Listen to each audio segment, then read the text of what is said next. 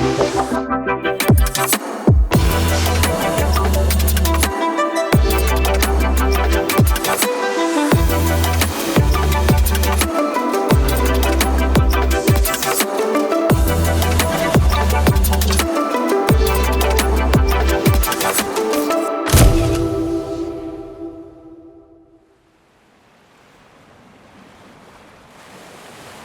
name is Radford. We are in Sleights, 4 miles just outside of Whitby, on the edge of the North Yorkshire Moors, and this is Radford's Butchers.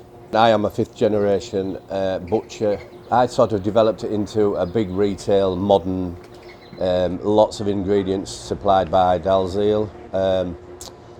A lot of good ideas from the lads in the Dalziel company, and it's just progressed from there. Morning. Hello. After you, sir. Cheers. Are you all right? I am. Good man. Being in a village is not something we really worry about. It's something that we prefer, and we like to class ourselves. We go to the livestock market, we select the beef and the sheep live. I know exactly where my pigs come from. My chicken is from the Yorkshire Wolds, so we've got that traceability knowledge and everything of the product. So it's important for the kind of farmy type shop that we are. These are the, there you can see, that is showing you that it's the Radford's Butchers. It's out of Malton Market, so I've selected these. That was the date of the slaughter, so we were purchased on the 25th of March 25, and these are all the lambs I was saying about. These are all locally produced. Same as the beef, same as the pigs. So you can see it comes in as a carcass. These are the loins of beef that are hanging to keep your steak mature. Because my theory is the only way to get flavour into meat is to hang it on the bone.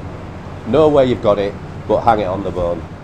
And in 2023 we went to Harrogate we watched a bit of the Battle of the Butchers there, and we said if that ever comes up again we should enter that.